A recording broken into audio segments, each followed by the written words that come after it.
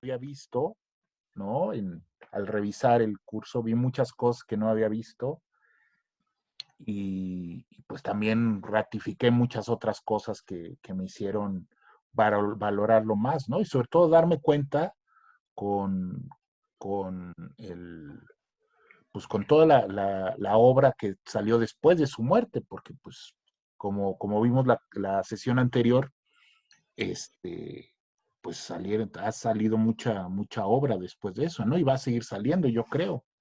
Entonces, bueno, entonces hoy, pues vamos a cerrar con otra cuestión también de la catalogación de la obra de Bukowski, ¿no? Vamos a, ya que vimos la cuestión de que, bueno, pues no era por qué sí, por qué no podía ser considerado como un poeta beat, con quién se relacionaba, pero también, y ya sabemos que a los gringos les encantan las etiquetas, ¿no? Entonces, a Bukowski también lo han metido en un grupo de escritores también heterogéneo que pues les ha dado por llamar el realismo sucio, o sea, representantes del realismo sucio, ¿no? Del dirty realism, ¿no? Entonces, muchos, pues sobre todo reseñistas y todo, y periodistas, pues se les hace muy fácil pues catalogarlo y decir la representante, máximo representante del realismo sucio. Pero en realidad, ¿qué significa el realismo sucio? Entonces, es una etiqueta que, pues bueno, pues que vamos a ver por qué sí o por qué no, y qué es lo que entienden, ¿no? ¿Qué vamos a entender por realismo sucio? Porque pues ahí dentro del realismo sucio pues entran escritores tan disímbolos como Raymond Carver, ¿no? Que por cierto vamos a ver cómo Raymond Carver se conecta con Bukowski, porque además los dos eran de California, de Los Ángeles, ¿no? De la parte de ahí, entonces también sí tiene relación, pero no necesariamente. Y otro escritor como Richard Ford, que bueno, ese sí yo lo veo más difícil, ¿no? Catalogarlo como representante o dentro del grupo del realismo sucio. Entonces vamos a ver eso, vamos a ver esa definición, a ver dónde, si cae o no cae Bukowski. Y luego vamos a ver, pues las últimas obras, vamos a decirlo así, ¿no? Vamos a ver lo de la película, que en la película pues hay tres productos, ¿no? Está el guión de la película, o sea, Barfly, está la película en sí y está la novela sobre todo el proceso de la película, ¿no? Que es Hollywood. Entonces también vamos a ver cómo esa última, pues, experiencia o penúltima experiencia, pues bueno, conjuntó todo lo que era Bukowski, ¿no? En relación con Los Ángeles y todo, de alguna forma, esa experiencia condensa lo que fue la vida de Bukowski también. Y luego, pues, viene la novela Pulp, que también, pues, tiene relación con otro género también muy vinculado también a Los Ángeles, ¿no? A la ciudad de Los Ángeles, que es la novela negra, ¿no? La novela negra sobre todo de Raymond Chandler y de Dashiell Hammett, ¿no? De la que Bukowski pues quiso hacer una especie como de homenaje, parodia, ¿no? Replanteamiento, ¿no? En Pulp, en la última novela. Y pues vamos a llamarlo así como diarios o memorias, que fueron, bueno, por un lado, el libro de Shakespeare Nunca lo hizo, que es las memorias de cuando fue a Europa, que fue casi el único, pues más bien no, sí, fue el único viaje que hizo fuera de Estados Unidos, donde también, pues bueno, allá fue a armar escándalo también. Lo estuve buscando el video, pero yo recuerdo haberlo visto el video en YouTube, pero no lo encontré, donde arma el escándalo en el programa de televisión allá en Francia, ¿no? Donde llega bien borracho y los insulta y le agarra las piernas a una de las invitadas y se sale ya, se empina la botella de vino y luego ya sale todo tambaleándose, pero bueno, pero no lo encontré, entonces, pues bueno, si lo encuentro, se los comparto luego. Creo que ese video lo tiene Luis Bugarini en su canal. Ah, sí, Sí, pues en su como que me canal. acuerdo que lo publicó en Facebook, pero es, bueno, en el de Facebook, pues no en el de YouTube. Es que yo lo busqué nada más en YouTube, a lo mejor en Facebook sí está, alguien lo subió en Facebook, ahorita lo vemos. Ujú. Y y bueno, y después el diario que hizo, que le encargaron, ¿no? Que fue casi como un encargo que hizo del capitán salió a almorzar y los marineros se hicieron del barco, que pues bueno, es como que el último, ¿no? El canto del cisne, cuando pues bueno, o sea, Bukowski no era, o sea, no era alguien que llevara diario, más bien todas sus obras eran su diario, o sea, su diario era la poesía, como ya lo vimos, ¿no? Como vimos que él registraba sus recuerdos y lo que le pasaba, sus experiencias, lo registraba como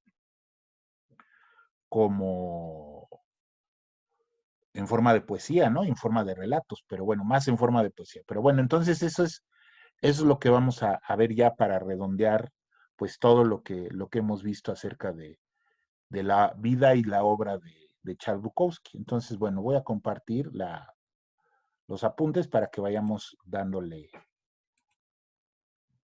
seguimiento, ¿no? Entonces, bueno, a ver, aquí está, pantalla, ahí está. Bueno, vamos a ver, del realismo suyo a Hollywood, ¿no? Los últimos días. Entonces, les decía que el concepto de realismo sucio, lo acuñaron precisamente, pues, en Inglaterra, ¿no? Un crítico inglés, Bill Beaufort, que por cierto se llama igual que un baterista de rock, del grupo Yes, de rock progresivo, entonces Bill Beaufort, en una antología de la revista Granta. La revista Granta es una revista muy prestigiada, ¿no? Que cada año lanza diferentes antologías de los mejores escritores de determinada lengua, de determinada religión. Y entonces allí acuñó esta etiqueta para eh, meter ahí en esa categoría a escritores como Frederick Barthelme, Raymond Carver, Bobby Ann Mason, Jane Ann Phillips, Richard Ford, Elizabeth Tallent y Tobias Wolff, ¿no? Yo los únicos que he leído, les voy a decir la verdad, es a Fred Barthelme, a Raymond Carver, a Richard Ford y a Tobias Wolff. Tobias Wolff escribió una novela que después le hicieron película, que precisamente en ella sale Robert De Niro y Leonardo DiCaprio, cuando Leonardo DiCaprio era chavito, creo que se llama Este Muchacho, se llama, de que es un chavo que se queda huérfano, bueno, su padre muere, su mamá se vuelve a casar y se casa con el personaje que es Robert De Niro, ¿no? Entonces cuenta esta relación con ese padrastro, ¿no? Se llama La vida de este muchacho, This Boy Life, se llama la novela de Tobias Wolff, y es película, ¿no? También le hicieron película.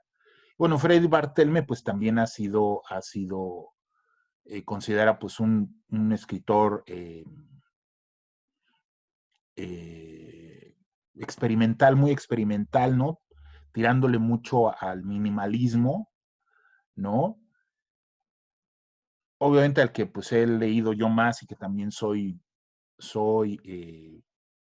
pues ávido lector y fan, pues es de Raymond Carver, que de alguna forma pues yo creo que sí tiene mucha más conexión con Bukowski. No solamente Carver admiraba a Bukowski, lo conoció a Bukowski, escribió un poema o sea, un poema donde cuenta de cuando conoció a Bukowski y comparten pues el espacio el espacio geográfico, porque ambos pues vivieron en California, ¿no? Carver, pues bueno, se fue a vivir a California, él vivía más al sur, no exactamente en Los Ángeles, él vivía más al sur. Y pues también comparten esta preocupación por reflejar en, en su literatura a estos personajes desahuciados por el American Dream. Nada más que, pues bueno, del lado de Bukowski, pues ya vimos, ¿no? Que están los desempleados, los obreros, los pordioseros, los teporochos, las prostitutas de Los Ángeles. En cambio, Raymond Carver, él se enfoca más a la clase obrera en sí, o sea, a todos estos empleados, ¿no? Que tienen trabajitos de meseras, de mecánicos, ¿sí? Que son más bien clase media baja, no necesariamente clase baja trabajadora, sino clase media baja o clase baja trabajadora, lo que le llamarían, en los gringos le llamarían blue collar, ¿no? De cuello azul, ¿no? Porque están los white collar. O sea, white collar es una persona que trabaja en una empresa y que trabaja en oficina y que tiene, pues es más clase media. Y el blue collar, pues son todos los trabajos de, pues vamos a decirlo así, de asistencia, ¿no? De limpiar, o sea, afanadoras, meseras, todo esto, ¿no? Eso sería como los clasifican, ¿no? En Estados Unidos. Entonces,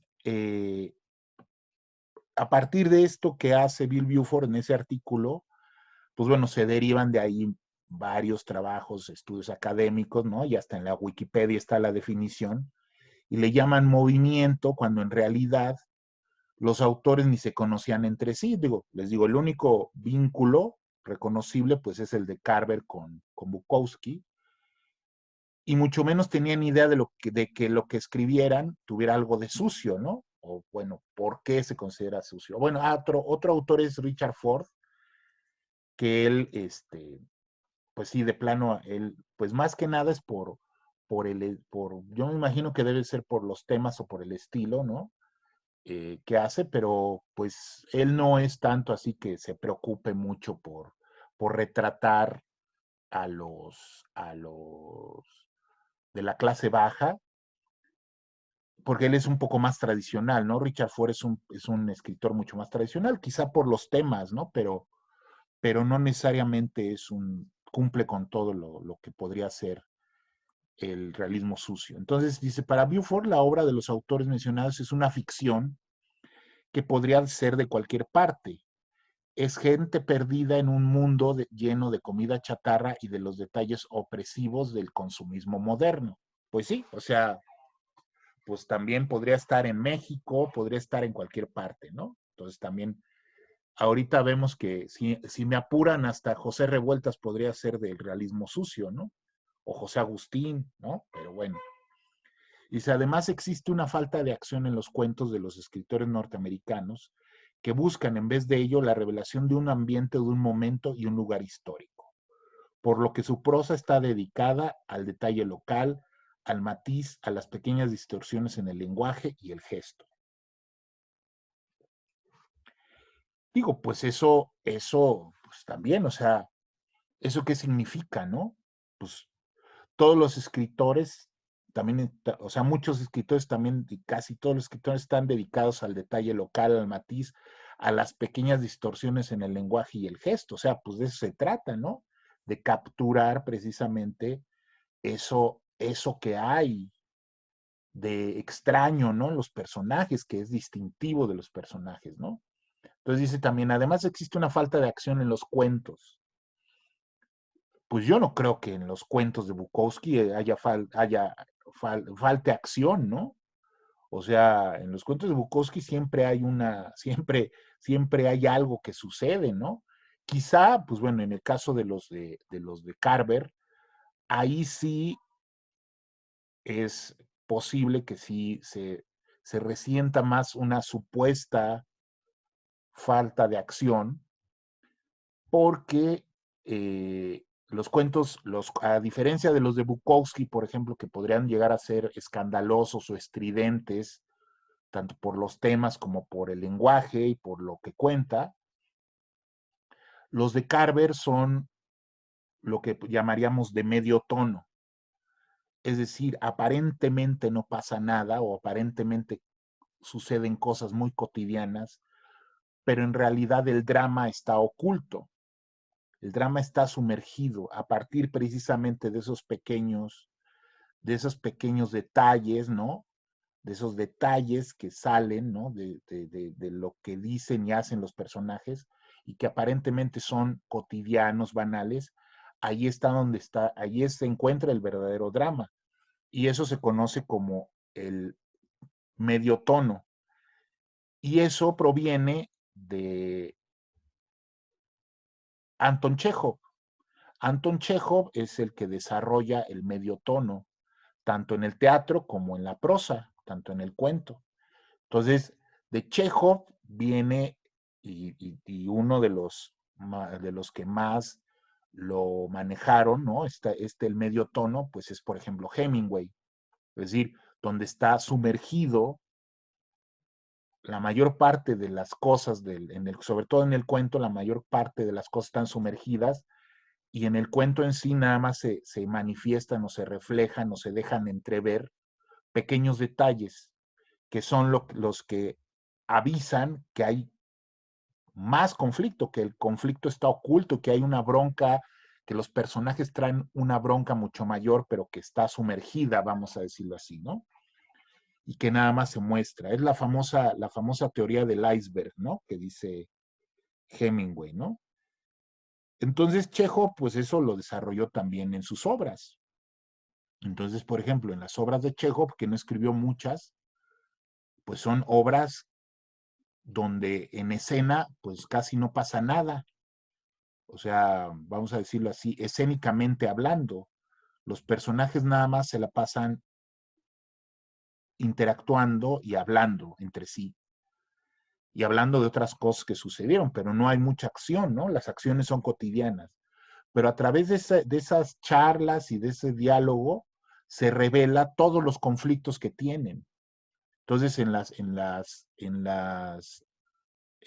obras de Chekhov, todos tienen conflictos con todo mundo. Y en los cuentos de Chekhov también igual, parece que no pasa mucho, pero sí pasa. Y también otra de las cosas que es el cuento, o sea, lo que desarrolla Chekhov es el cuento de final abierto. O sea, el cuento de final abierto es aquel que no concluye en la narración misma, sino que concluye o lo concluye el lector en su mente. El lector tiene que completar lo que pasa en el cuento, ¿no?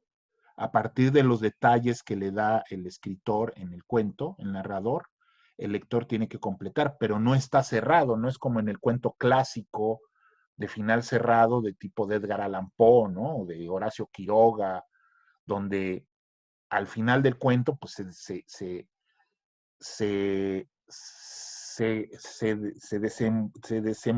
se desenlaza, ¿no? El conflicto, ¿no? Y se concluye y entonces ya sabemos qué fue lo que pasó. No, pues no, en el cuento de final abierto, el lector termina el cuento, el lector lo termina en la mente. Y es cuando los lectores se quedan, es esa sensación que tiene uno cuando termina un cuento y dice, ¿a poco aquí se acabó? ¿A poco aquí se acaba el cuento? Aquí se acabó el cuento, pues que no, siente uno que debería de seguir, pero no, o sea, uno lo tiene que seguir, ¿no? Entonces Carver es un seguidor, o sea, es un alumno muy destacado de Chekhov, pero nada más, o sea,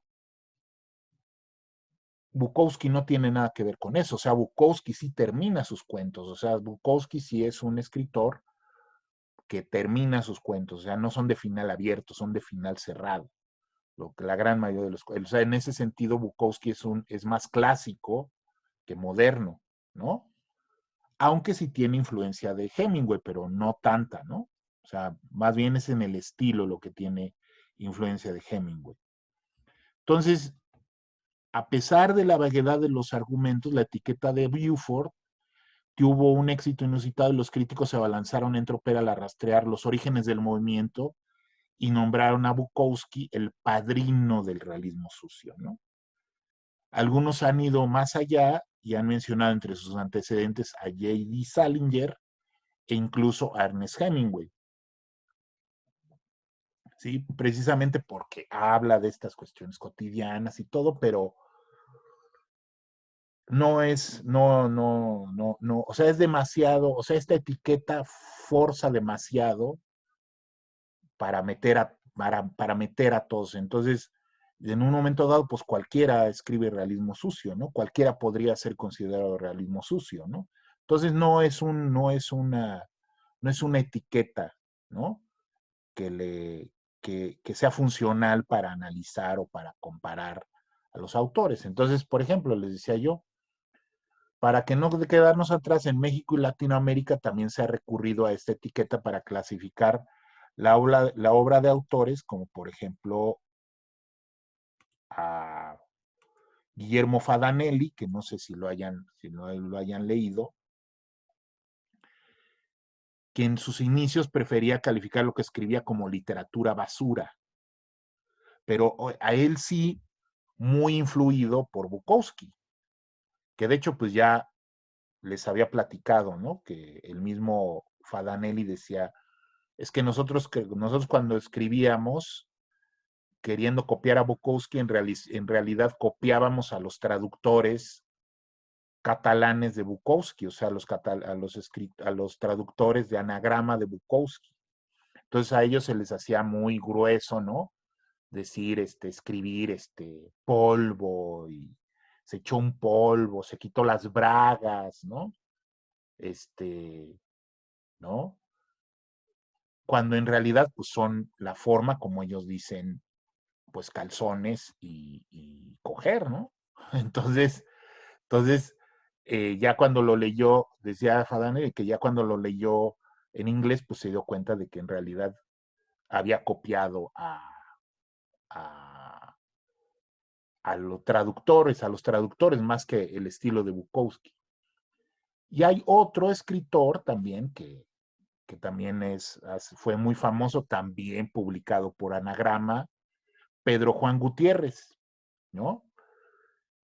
Que pues también su personaje, o sea, también tiene muchos contactos con Bukowski, pero pues es propio, ¿no? Porque también es muy autobiográfico, generalmente, pues más bien todos sus personajes son como si fuera él, ¿no? En sus cuentos, en sus novelas. Y bueno, pues es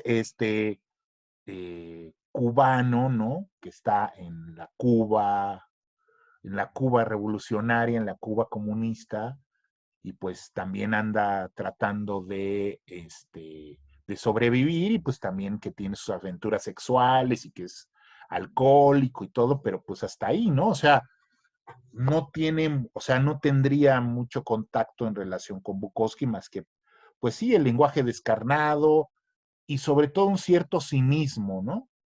Un cierto cinismo y esta actitud, esto lo que ya hemos visto, pues esta actitud, pues casi nihilista, ¿no? Muy cínica del personaje, ¿no? Del personaje de Bukowski. Entonces, lo que han hecho, lo que han metido, ¿no? Entonces a Pedro Juan Gutiérrez lo llaman el Bukowski de La Habana, ¿no? Lo han llegado a llamar. Pero también, pues nada más porque se pues lo publica la misma editorial, ¿no? Anagrama. Pero bueno, como les decía, si a esas vamos con el facilismo y me apuran un poquito, podríamos decir que José Revueltas es el abuelo del realismo sucio en la literatura mexicana. Y hasta algunas cosas de José Agustín entrarían en el saco, ¿no? O sea, por ejemplo, José Revueltas, ¿no? En Los Errores, por ejemplo, o en su novela Los Errores, o en su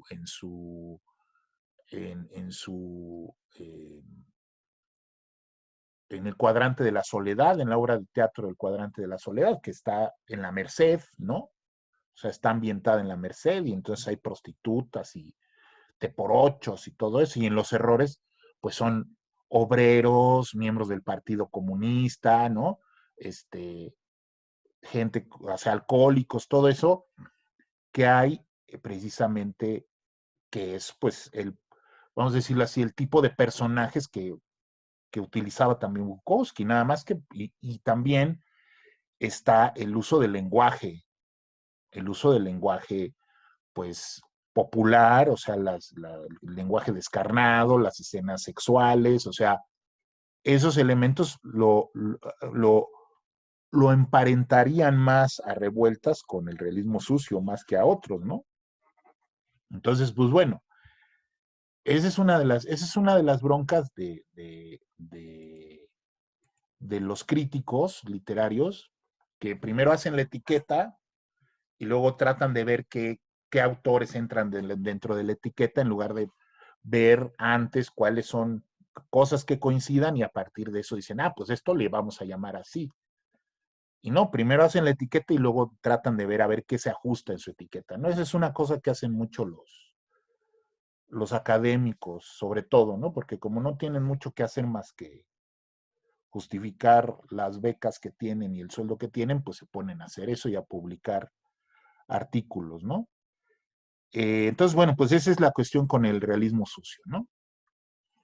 Entonces, ya en serio, bueno, ¿de qué hablamos cuando hablamos de realismo sucio? Parafraseando desde luego a Carver, ¿no? Que ahí está Raymond Carver. Si los más ingenuos asocian el término con lo pornográfico, con lo cochino y lo guarro, con la violencia, el machismo y el sexismo y hasta con cierta tendencia a lo políticamente incorrecto. Todo ello encaminado a épater le bourgeois, como dirían los franceses, ¿no? A escandalizar al burgués, ¿no? Escandalizar a los bienpensantes y suscitar infartos en las almas impresionables, ¿no? Entonces otra vez volvemos al malditismo, ¿no? Que decíamos, es un poeta maldito, bueno, pues esto. Entonces, bueno, ok, poeta maldito ya es más romántico, más del siglo XIX, entonces ahora vamos a llamarle realismo sucio. Entonces, todo lo que hable gráficamente, ¿no? Del sexo, de lo cochino, de lo guarro, de la violencia, entonces todo eso lo vamos a meter dentro del realismo sucio, ¿no? Y sobre todo dentro de un entorno urbano, ¿no? Dentro de un entorno urbano. Ese sería de eso. Entonces, de entrada, algo hay cierto en el espíritu iconoclasta de ciertos escritores, sobre todo entre los más jóvenes y otros no tanto, que se formaron literariamente con obras provenientes del catálogo de la editorial Anagrama, como les decía, que publicaron en español a Bukowski, a Carvey, a Ford, entre muchos otros de talante parecido, y que tienen, por ejemplo, la intención de romper con la solemnidad y la cuadradez de la literatura dominante, de contradecir la supremacía de lo exquisito literario y traer las letras, el lenguaje de la calle, del infierno, de lo que sucede todos los días a las personas comunes y corrientes, en un mundo a veces despiadado y a veces sumamente aburrido, ¿no? Entonces, por ejemplo, digo, para no irnos tan lejos, o sea, lo que hicieron los escritores de la onda, pues fue precisamente eso. O sea, o sea, lo que ellos hicieron fue romper con la solemnidad y la cuadradez del momento dominante, de contradecir la supremacía de lo exquisito literario, ¿no? O sea, de hecho, pues así los catalogó Margot Glantz. O sea, hizo la división entre la literatura y la onda. Entonces, los de la onda hacían eso. O sea, hablaban de las cosas de los jóvenes y usaban el lenguaje soez, ¿no? El lenguaje de la calle, ¿no? De lo cotidiano y del rock y de las drogas, de lo que sucedía en ese momento, ¿no? Y lo exquisito era la literatura, entonces por eso se llama su libro, su antología. El libro es un ensayo, es una antología que se llama de la onda, la literatura de la onda, ¿no? Este, art, no,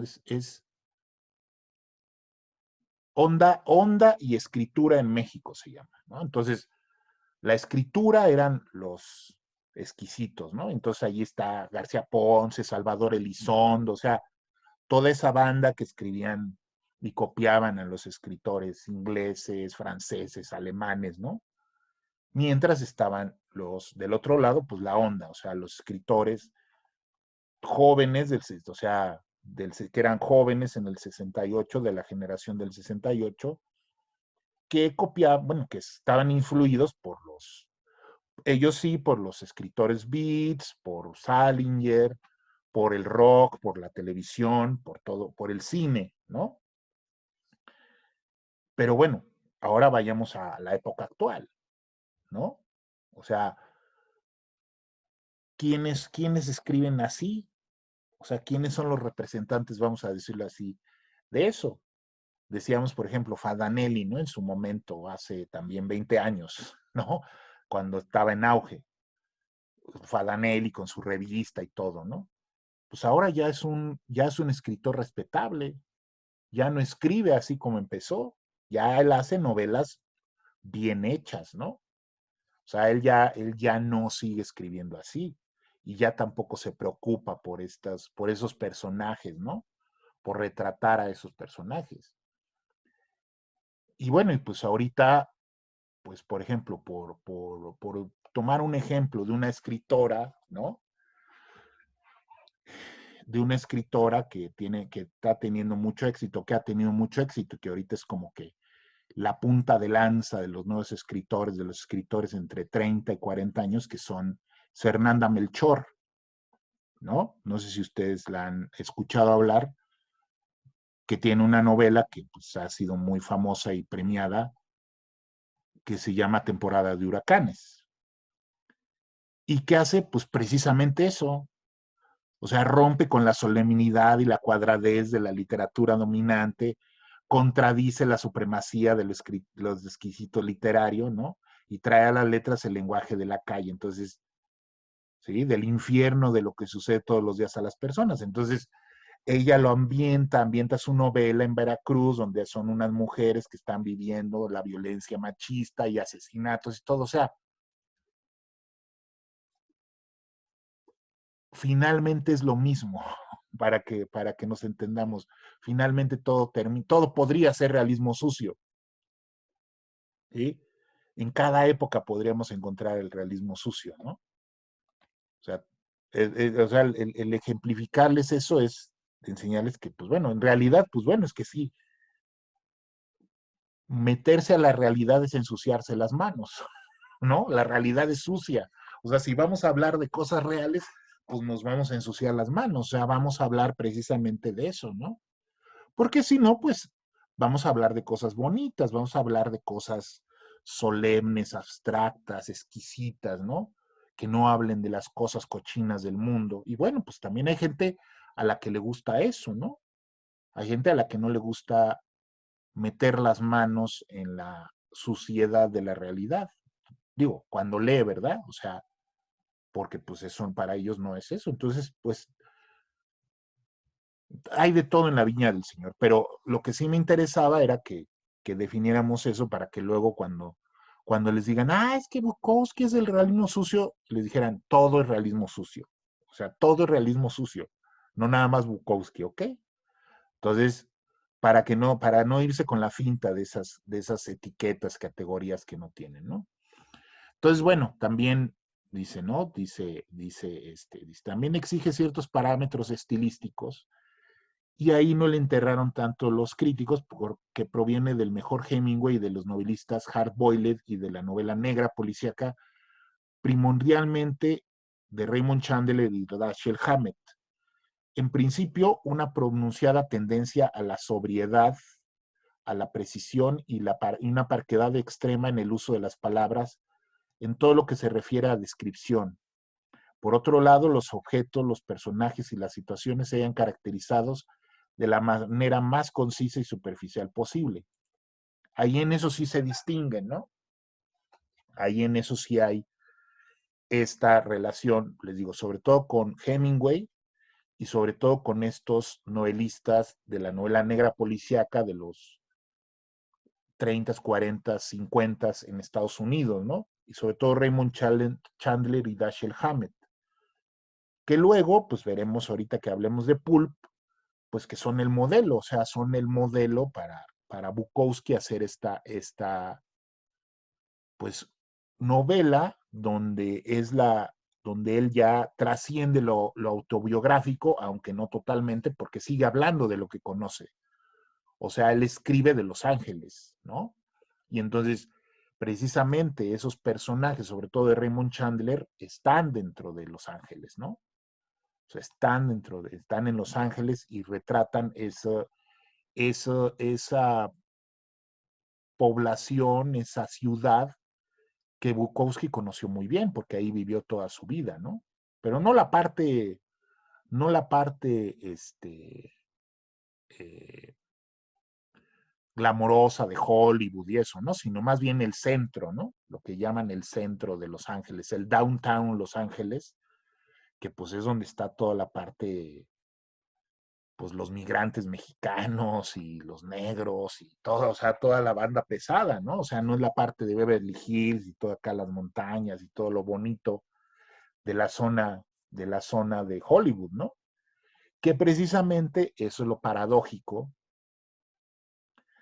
con el tema de la... ¿Y ahora por qué no sale aquí nada? Ay, se me fue ahí una imagen, debería de haber... Bueno, se utilizan al mínimo los adjetivos y los adverbios, dado lo que debe de ser el contexto el que sugiere el sentido profundo de las situaciones, los estados de ánimo y las atmósferas. Se recurre a cierto minimalismo, a la utilización mínima de recursos estilísticos para provocar una sensación de alejamiento hacia los personajes y hechos narrados, sin importar que sean los más triviales y cotidianos o los más atroces y emotivos. En eso sí también tiene contacto, pues primero con Hemingway, ¿no? Pero ya veíamos que desde antes es con Chekhov, Hemingway y obviamente, pues Bukowski, de ahí a breva de Hemingway, ¿no? Para esto de Fante también es lo, los relatos de Fante, ¿no? Pero también, como ya vimos, también lo de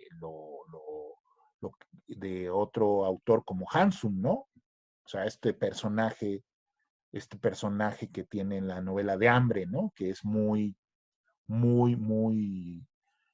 definitivo, o sea, marca mucho a Bukowski, ¿no?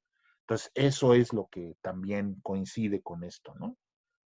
Entonces, sí hay ahí ciertos puntos de contacto, pero no nada más es porque hablen de cosas cochinas de la realidad, ¿no? Entonces, es más profundo y tiene una relación más amplia desde, digo, en una de esas hasta Dostoyevsky es realismo sucio, pero bueno, tampoco nos vamos a ir tan lejos, ¿no? Entonces, bueno, crimen y castigo, o sea, ¿no? Entonces también en una de esas, también si me apuran, hasta Dostoyevsky es realismo sucio, bueno. Entonces, bueno. Entonces, eh, esto es como la entrada para ver, bueno, pues este fenómeno, esta situación, que pues es cuando ya Bukowski, pues Bukowski ya es famoso, ya es consagrado, ya gana dinero, y entonces lo buscan para hacer una película, le ofrecen hacer una película, escribir el guión para una película y hacer la película. Entonces, es el primer contacto de Bukowski con otro mundo que no es el que siempre ha retratado y en el que siempre ha vivido, que es el mundo de la farándula hollywoodesca. O sea, es como si hubiera amanecido en otro planeta. Y entonces empieza a conocer otro tipo de personas y otro tipo de gentes con los cuales pues no tiene muchos puntos de contacto y sobre todo que lo que le enoja más a Bukowski pues es la hipocresía, porque él no es una persona que se haya criado en la hipocresía, sino pues en el ser pues como es. Entonces se da cuenta que en el mundo de la farándula, de Hollywood y todo, pues eso es lo que permea, ¿no? Y pues los egos y la gente pedante. Y pues bueno, eso le da, bueno, primero él escribe el guión, ¿no? Él escribe el guión. Y él, pues obviamente se basa en su propia experiencia. Él retoma los episodios de cuando conoció a Jay Cooney Baker, ¿no? Que es esa etapa, que es esta primera mujer que él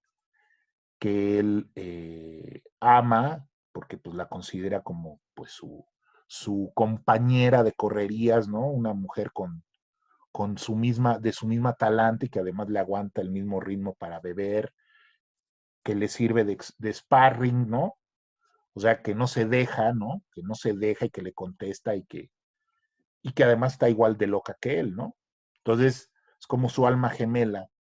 Y pues bueno, finalmente, pues bueno, lo deja y luego ella muere y pues bueno, a él le puede mucho esa muerte. Entonces él escribe el guión como un homenaje a esta mujer, entonces revive ahí muchos de los episodios, de algunos episodios que vivió con ella y ahí los mete en esto y lo sitúa, pues bueno, en la misma época. Pero entonces el guión, pues se desarrolla precisamente en ese mundo, el mundo del bar, de las, o sea, barfly, que le pusieron mariposa de bar, barfly quiere decir teporochín, eso quiere decir, o sea, barfly quiere decir teporocho, borrachín, vamos a decirlo así, ¿no? O sea, si lo quiere, borrachín, eso es lo que quiere decir, o sea, un borrachín es uno que está pegado a la barra del bar. Esa es una mosca de bar, ¿no? Una mosca de bar. Está pegada ahí en la barra del bar, ¿no?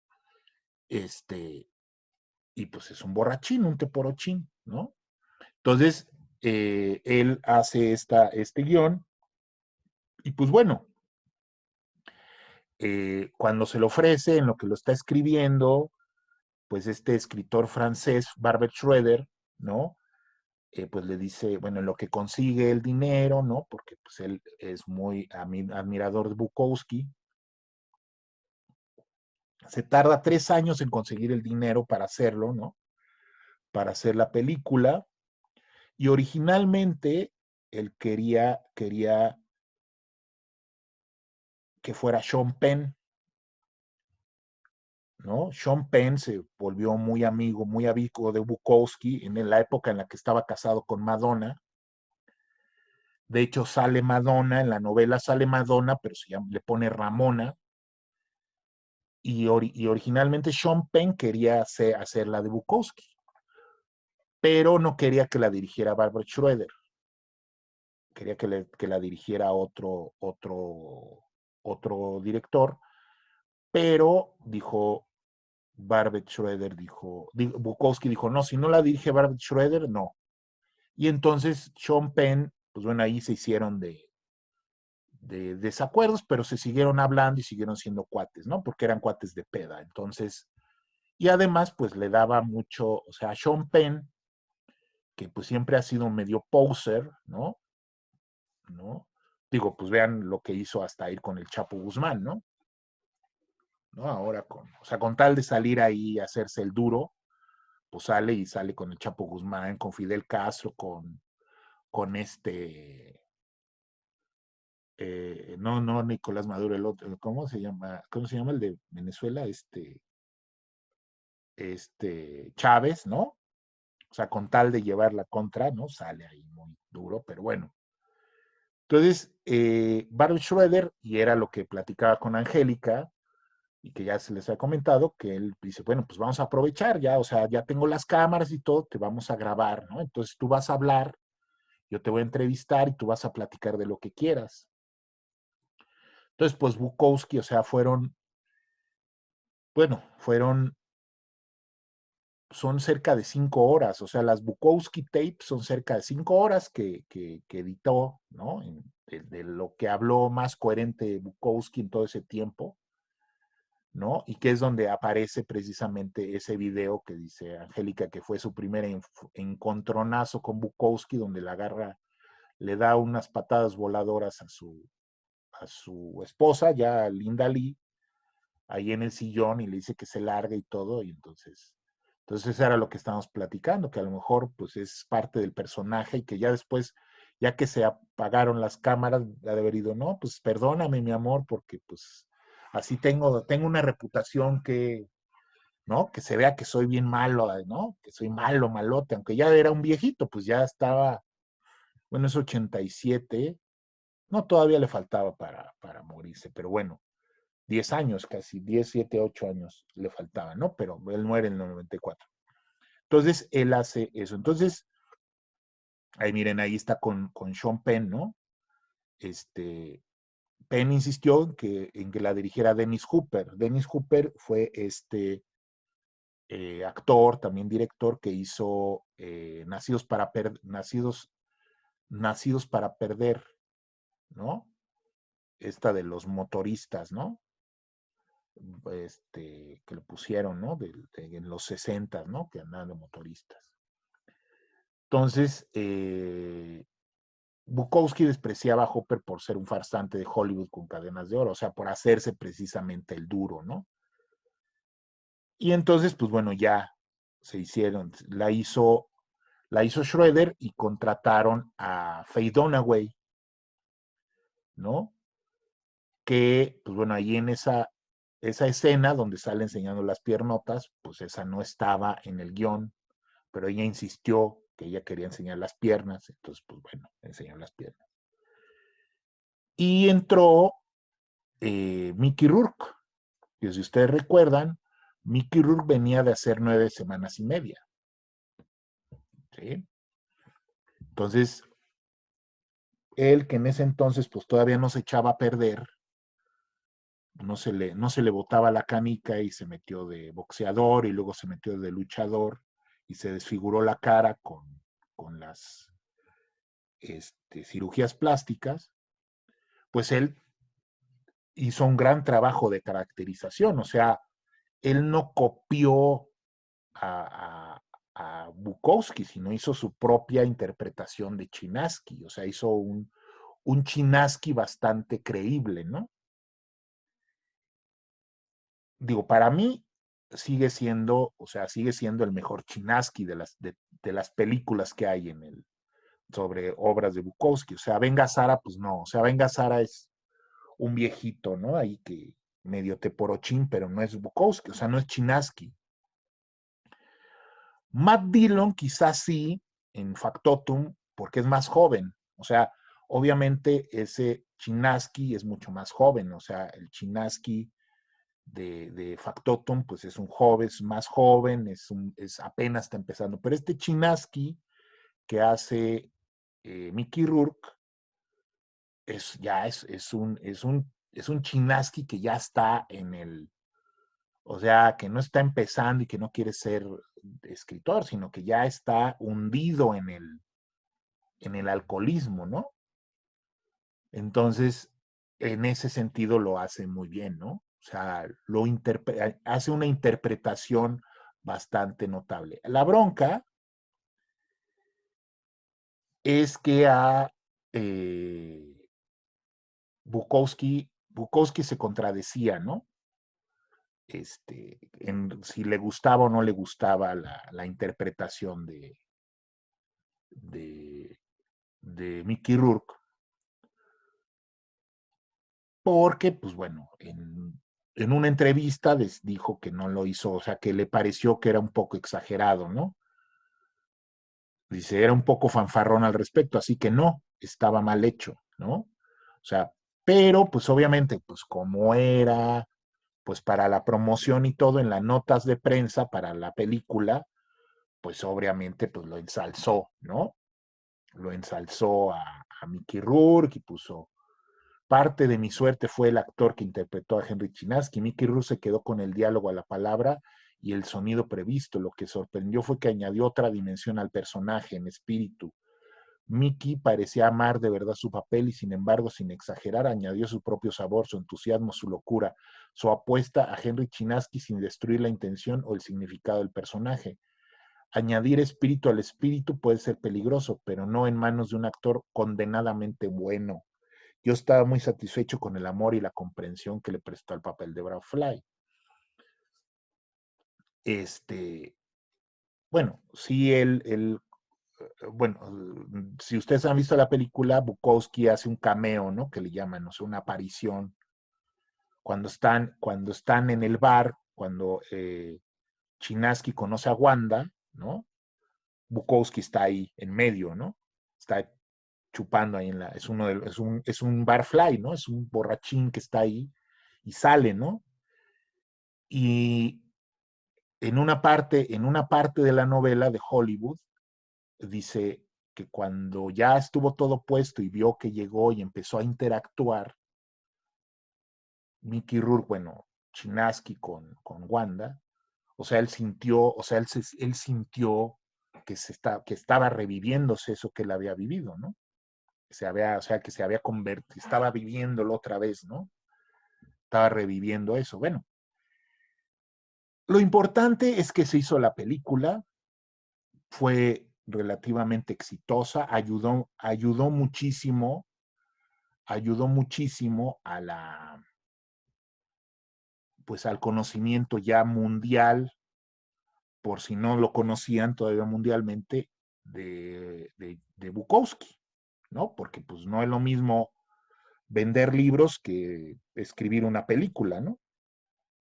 Mundial, y además pues en ese momento pues eran estrellas mundiales, o bueno, por lo menos estaba despegando Mickey Rourke, y Faye Dunaway pues ya era famosísima, ¿no?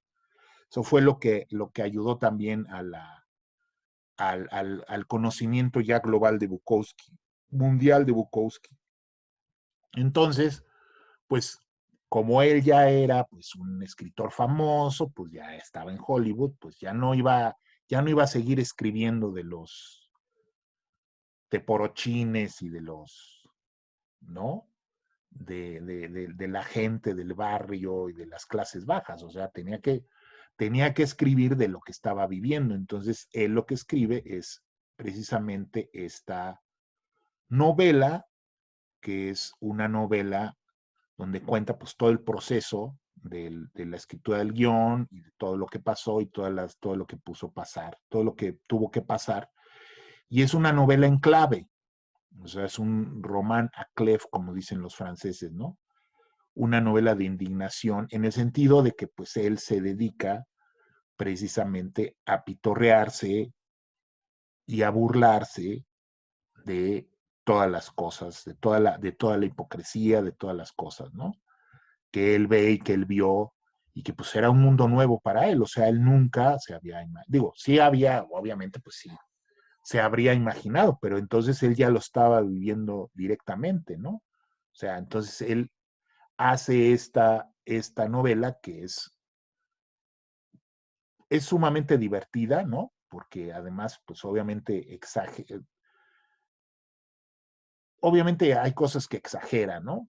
O sea, dramatiza para exagerarlas, pero hay otras cosas que seguramente así fueron y son verdaderamente de risa loca, ¿no? O sea, las broncas y todos los desacuerdos y vericuetos que tuvieron que pasar por eso, ¿no? Entonces dice Bukowski, dijo, supongo que nunca creí en Hollywood, había oído que es un lugar horrible, pero cuando fui allí descubrí lo realmente horrible, horrible, horrible, horrible que era, negro y despiadado, ¿no?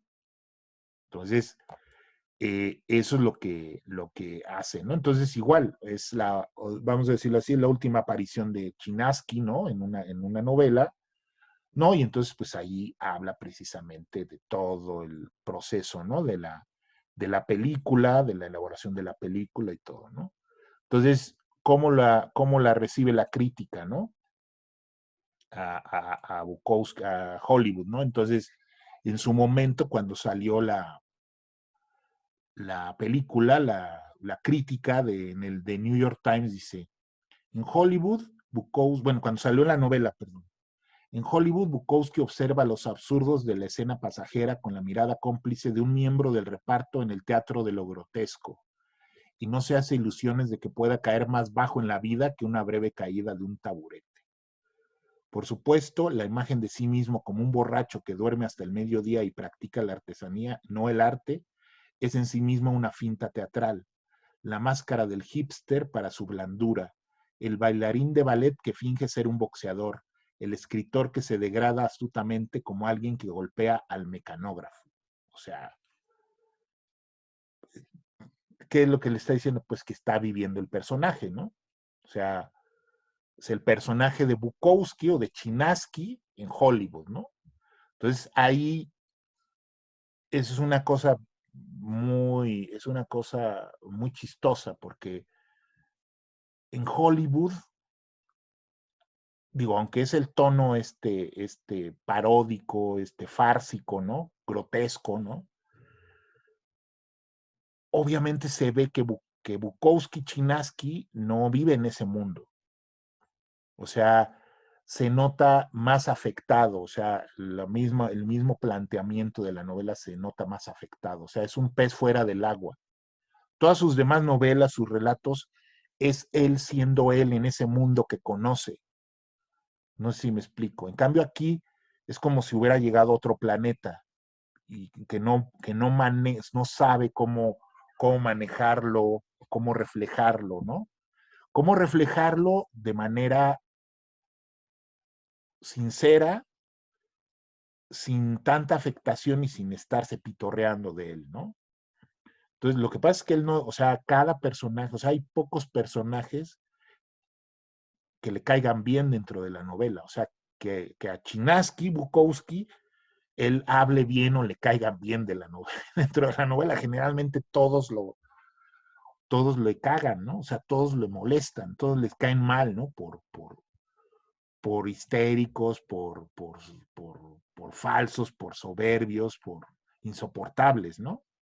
Entonces eso también es un cambio en cómo Bukowski, al enfrentarse a un mundo nuevo, lo trata de retratar, trata de apropiarse en su novela y termina siendo una novela diferente, ¿no? O sea, no es la misma novela. Además de que, bueno, que aparte, pues ya es su penúltima novela y pues ya tiene un manejo, ¿no? Del estilo y todo esto que pues ya lo hace más. Yo diría que esta es su novela más literaria, ¿no? O sea, yo diría que esta es su novela más literaria, en el sentido de que, aunque está tomado de la realidad, los personajes pasan por el tamiz de la literatura para convertirlos en personajes literarios, o sea, los convierte en personajes literarios. Por ejemplo, en La Senda del Perdedor, allí no hay esto de hacer literatura, allí está plasmando su vida y sus recuerdos de su infancia, tal cual él lo recuerda y él los vivió. O sea, no hay el filtro de la literatura. Aquí sí se siente el filtro de la literatura, porque al pasarlos al filtro de la literatura, pues tiene que, para hacerlos, para hacer la sátira, pues obviamente los tiene que deformar literariamente, ¿no? Entonces no es un retrato fiel, sino es un retrato, es como si fuera una caricatura, ¿no? En las caricaturas se deforman los rasgos de los personajes para hacerlos grotescos y chistosos. Es un poco eso, ¿no? No cae en la caricatura, pero está muy cerca de hacer eso, ¿no? En la novela, ¿no? Entonces, por eso es una novela diferente. Y es curioso porque el guión y la película sí logran, o sea, la película sí logra capturar la esencia del mundo que retrata Bukowski en sus novelas y en sus cuentos anteriores, ¿no? O sea, su propia vida, sí logra. O sea, lo digo, también está estilizado, ¿no? No es un documental, no es cinema verité, no lo está haciendo. O sea, también cuenta una historia, también está estilizado por el cine, ¿no? O sea, pues los mismos escenarios, los decorados, pues no son exactamente, ¿no? O sea, por ejemplo, el callejón donde se agarra a golpes con Frank Stallone, con el hermano de Sylvester Stallone, que es el cantinero, ¿no? Del bar a donde se van a emborrachar, que se agarra a golpes, pues es un set, o sea, no es un callejón, ¿no? O sea, se ve que es un set, o sea, todo es un set, pero es precisamente tratar de hacer esto, de recrear ese mundo. Y yo creo que sí, película sí lo recrea muy bien, ¿no? Como la actuación de Mickey Rourke, ¿no? Entonces, bueno, es una de las cuestiones que hay con esto, ¿no? Con Hollywood, que pues es este proyecto que, pues bueno, sale con el guión, la película y la novela, ¿no? Y que de alguna manera, pues engloba en lo que ya se estaba, en lo que ya se había convertido Bukowski, o sea, ya había dejado de ser el escritor outsider, incomprendido, ignorado, a ser una celebridad, ¿no? A ser ya un escritor celebrado y de alguna manera consagrado, ¿no? Todavía le faltaba para llamarse consagrado, pero por lo menos famoso y celebrado, ¿no? Entonces, hay dos libros, ¿no? Que retratan de diferente manera esos momentos. O sea, el primer momento de la celebridad de Bukowski en los setentas, ¿no? Finales de los setentas, que es el de Shakespeare nunca lo hizo, que es una especie como de diario de viaje, ¿no? De memoria de viaje con este con fotografías, ¿no? De Michael Montfort que retrata. O sea, yo no tengo esa edición que ustedes están viendo en pantalla, que es como de un libro de café, ¿no? De, para tenerlo en la mesita del centro ¿no? Que es de un formato grande, con fotografías. Yo tengo que es el que salió en español, que básicamente es el texto con algunas fotografías en blanco y negro, ¿no? ¿No? Pero bueno, o sea, el texto, y es donde cuenta precisamente, pues, los apuntes de lo que le sucedió y de lo que fue, de lo que vivió. Miren, aquí tengo hasta una carta de amor. Ah, no. Charles Bukowski y otros 10 escritores. ¿Y esto? Esto yo no lo hice. ¿O quién lo iba a dar esto? ¿Quién sabe? Pero bueno, fíjense, hasta ideas aquí hay para eso. Bueno, entonces él, en este diario, en este libro, pues cuenta precisamente cómo fue varias cosas, o sea, cómo fue llegar a Alemania, donde eran originarios sus padres, y visitar a sus parientes, ¿no? A sus parientes alemanes de él. Entonces, pues imagínenselo, ¿no? O sea, unos viejitos ya todos, pues que vivieron la guerra y todo, y, ¿no? Y pues llega este cuate y pues no tienen nada en común, ¿no? O sea, realmente pues son unos viejitos, ¿no? Que quién sabe qué, bueno. Luego, pues bueno, esta cuestión de la celebridad, o sea, él ya había vendido miles de ejemplares de sus libros en Alemania, ¿no? Precisamente por eso va, porque piden que él vaya. Entonces eso lo sorprende mucho porque, bueno, que sí era pues conocido y ya abarrotaba ciertos escenarios en Estados Unidos, pero acá es totalmente la locura, ¿no? O sea, la gente lo conocía, había carteles de él anunciando el recital, ¿no? En la calle, ¿no? Como si fuera una estrella de rock, ¿no? La gente lo reconocía en la calle, ¿no? Entonces, eso fue. Luego está, pues, obviamente, el, el episodio que les decía de que va a Francia, ¿no? Pues pasa de ella a Francia. Y ustedes saben que, bueno, pues Francia es el país más literario del mundo, ¿no? En el sentido de que allá todavía se toma en serio lo que dicen y lo que hacen los escritores y se toma en serio los libros, ¿no? O sea, hay programas literarios, hay revistas literarias, o sea, lo que dicen los escritores todavía es importante para la sociedad francesa, ¿no? Entonces, tenían este programa, ¿no? Que era Apóstrofes, ¿no? Donde, pues bueno, iban pues los de moda, o sea, los que estaban de moda, que acaban de salir de su libro y todo eso, entonces lo invitan a Bukowski, pues llega todo borracho, está ahí escuchando lo que dicen, obviamente, pues él no habla francés y pues no entiende nada, ¿no? Y y pues dicen, pues a ver, usted, y lo tratan, y pues obviamente, pues como son los franceses, ¿no? De mamones, lo empiezan ahora sí que lo empiezan a cuchilear, ¿no? Para que se exhiba, y pues Bukowski cae y hace su show, y pues se tambalea, insulta a uno de ellos, a la otra, a la mujer que está ahí junto, le trata de agarrar las piernas, ya en un momento ya está quedando jetón, y ya agarran, lo levantan y ya se va trastabillando, y pues ya, y aquí está la foto esta famosa, ¿no? Donde está empinándose la botella de vino, ¿no? Entonces así todos así, oh, estos locos norteamericanos, ¿no? Que además también, o sea, eso les fascina a los franceses, o sea, a los franceses les fascinan los escritores locos. Nada más que son demasiado, se toman demasiado en serio como para locarse, y a los que son locos agarran y los meten a la cárcel o al manicomio, como a el Marqués de Sade o a Antonin Artaud, ¿no? O sea, pero les encantan los escritores locos, ¿no?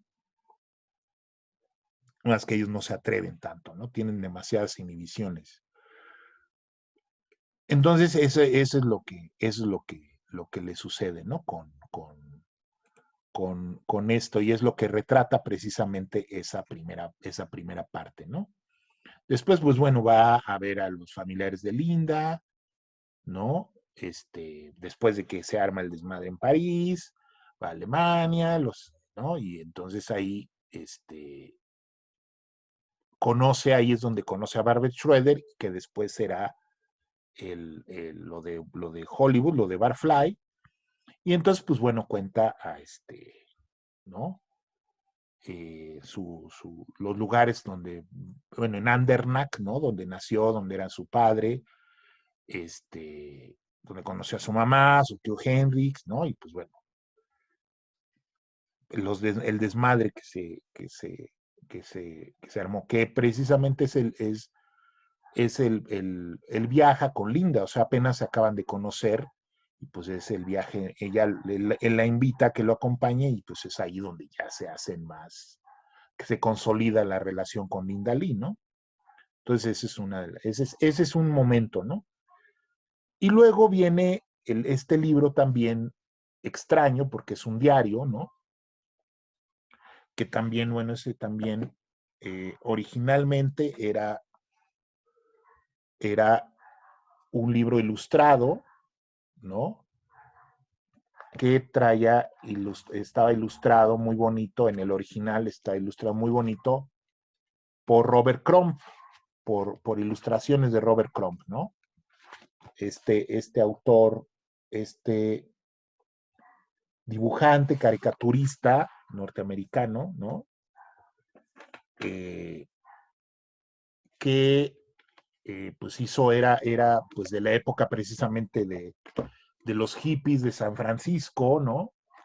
De los hippies de San Francisco, eh, que ilustraba y hacía historietas sobre, pues bueno, en esa época de los hippies y todo, y que incluso se llegó a hacer una película de dibujos animados para adultos que a lo mejor ustedes han visto, que se llama Fritz el Gato, que era pues medio pornográfica y eso, ¿no? Pero él es Robert Crumb. Entonces Robert Crumb, de alguna manera, él ya había ilustrado otros libros de Bukowski, también él es de San Francisco, ¿no? Pero tiene comparte de alguna forma el espíritu de Bukowski. Entonces lo ilustra muy bien el diario, ¿no? Este diario, que se lo encargan, ¿no? Se lo encargan, ¿no? Y pues dice, bueno, pues voy a escribir, a ver qué escribo, ¿no? A ver cómo me sale el diario. Y pues bueno, como ya sabemos, pues tiene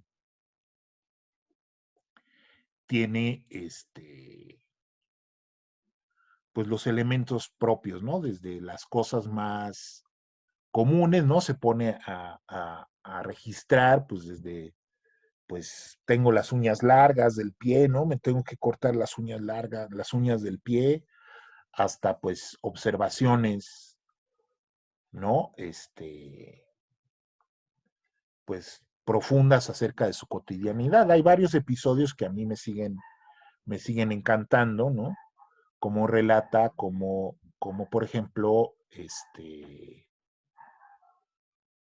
Bono, el de YouTube, los invita, van a tocar a Los Ángeles YouTube y lo invita a Bukowski a que vaya.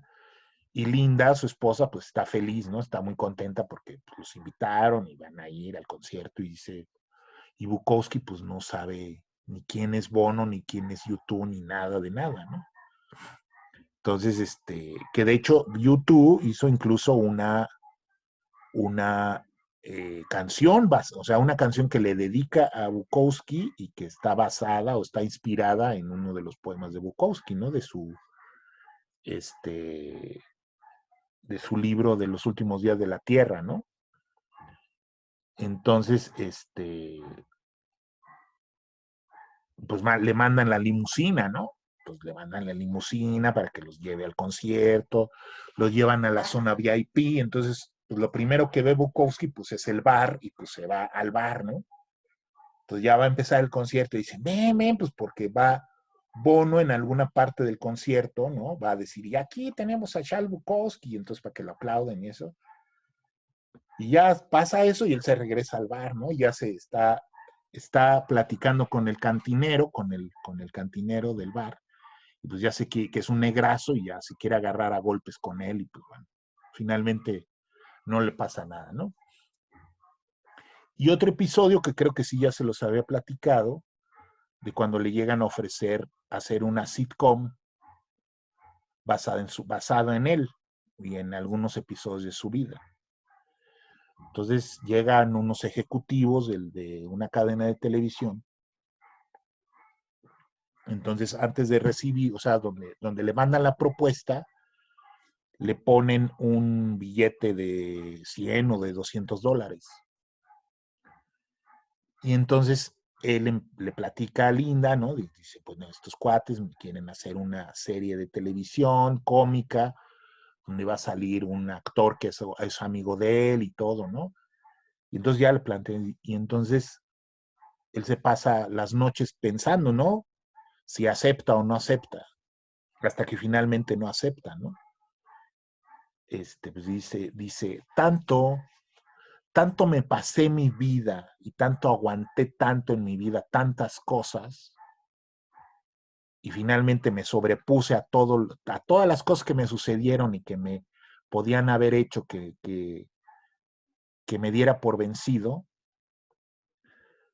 Dice, tanto he pasado como para terminar convertido en un chiste, para que mi vida termine convertida en un chiste. Y entonces le regresa la propuesta, ¿no? O sea, ni siquiera habla con ellos, le regresa la propuesta, pero se queda con el billete de $200, ¿no? Entonces, o sea, hasta en esas cosas, yo digo, yo también aparte, pues bueno, le tengo precisamente también aprecio a Bukowski y a ese libro, porque ese fue la primera reseña que me publicaron en La Jornada, por ejemplo, ¿no? De ese libro. Entonces también a mí me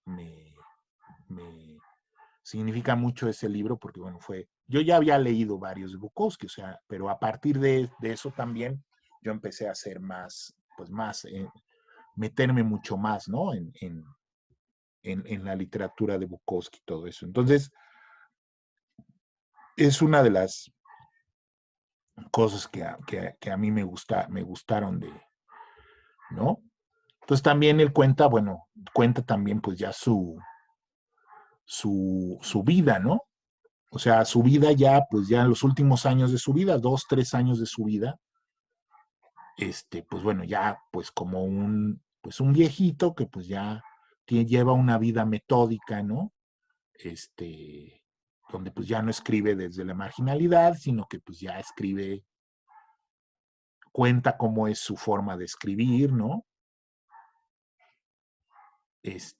Pues que se levanta tarde, come algo, se va al hipódromo, sigue tomando, regresa, se duerme un ratito y se levanta a escribir a las 9 de la noche hasta las 2, 3 de la mañana con una botella de vino, ¿no? O 2 botellas de vino. Y entonces va escribiendo y conforme se va poniendo borracho, pues sigue escribiendo hasta que ya se emborracha y se vuelve a dormir y así, ¿no? Es su vida, ¿no? La vida que hace, ya pues ya estando pues ya siendo un escritor respetable, vamos a llamarlo así, ¿no? Pero pues ese es su vida, ¿no? Entonces, también cuenta allí también cuenta su afición, que fue su última afición, ¿no? Lo último a lo que se dedicaba, que era ir al hipódromo, ¿no? Entonces decía, él estaba siempre en busca de un sistema para ganar y nunca les resultaba, ¿no? Y siempre quería que ganaran los que no eran favoritos. Entonces, cuando ganaban los favoritos se enojaba y cuando estaba cerrado el hipódromo se angustiaba. Se probablemente tenga alguna enfermedad. Saroyan perdió el culo en el hipódromo, Fante con el póker, Dostoyevsky con la ruleta, y realmente no es cuestión de dinero, a menos que se te acabe, ¿no? Entonces también eso ahí había eso, ¿no? Dice, sin embargo, debajo de la rudeza con que se comportaba y escribía, Bukowski albergaba gran compasión y ternura. Su simpatía estaba con los lisiados, los torturados, los condenados y los perdidos. No por compasión, sino por camaradería, porque yo soy uno de ellos, ¿no? Entonces, esa parte ahí, pues ese es como pues un buen testimonio de la última parte de su vida, ¿no? Entonces, al mismo tiempo que estaba escribiendo este diario, escribe precisamente y ya él ya la termina, él estando ya enfermo, porque a él le diagnostican leucemia, el último año de su vida tuvo leucemia, y ahí ya, pues ya estando enfermo, logra terminar Pulp, ¿no? Que es ahí. Aquí dice, ¿no? Cayó enfermo en la primavera de 1993 cuando solo llevaba 3/4 partes de la obra, ¿no? Entonces la alcanzó a terminar y pues también eso se refleja, pues bueno, que es su novela más corta, ¿no? Es su novela más corta. Eh, Tiene un estilo mucho más minimalista, vamos a llamarlo así, ¿no? O sea, o sea, tiene diálogos, o sea, es básicamente diálogos, no hay mucho desarrollo de ambientes ni nada, sino más bien es como, también es muy cinematográfica en ese sentido, ¿no? Quizá pues también influido por el guión que hizo y todo eso, pero es una novela que tiene muchas cosas diferentes, ¿no? A lo que había hecho, relacionado también con su propia vida y con sus propias influencias, ¿no? Entonces, pues se llama Pulp porque así eran conocidas las revistas de los 30, 40, que eran revistas baratas que publicaban relatos, ¿no? De detectivescos y que eran de gran tiraje y que se publicaban en papel reciclado, en papel revolución, como diríamos nosotros, ¿no? Con papel reciclado. Eh, y bueno, y que tenían ciertas cosas, cierto estilo, ¿no? Tenía que haber escenas de violencia, ¿no? Tenía que haber asesinatos, tenía que haber escenas medio de sexo, ¿no? Tenía que haber mujeres voluptuosas, ¿no? Entonces, allí, pues bueno, hubo muchos escritores. Uno de los que más famosos se hicieron, precisamente desarrollando esto que le llamaban la novela hard-boiled, o sea, la novela bien cocida, ¿no? La novela, o sea, la novela policíaca hard-boiled, o sea, con todos esos elementos, fue Mickey Spillane. Mickey Spillane inventó a un detective que se llama Mike Hammer. Ese Mike Hammer después en los 80s hicieron una serie, ¿no? De Mike Hammer y todo. Pero fue muy famoso porque ese Mike Hammer era, para decirlo de manera suave, pues era un cabrón. O sea, era un hijo de la chingada. O sea, él no se andaba con cositas ni nada. O sea, era violento. Igual le agarraba sus cachetadas a las mujeres que le pegaba. O sea, les ponía golpizas a los que no le daban información, a los que creía que eran culpables. O sea, él aplicaba, tenía su propia moral y su propia ley, ¿no? Por eso, o sea, esta novela de Yo el Jurado, ¿no? O sea, pues es una declaración de principios de Mike Hammer. O sea, yo soy el jurado, o sea, yo soy el que voy a juzgar, ¿no? O sea, yo soy la ley. Y pues era medio torcido, porque pues. Entonces eso era muy leído, ¿no? Fue muy leído, fue muy famoso, hizo muchísimas novelas de eso y se vendían. Pero, pues muchos consideraban que no tenía altura literaria. Es hasta que aparecen dos escritores que son Dashiell Hammett y Raymond Chandler, que precisamente son publicados, ellos empiezan publicando en estas revistas, ¿no?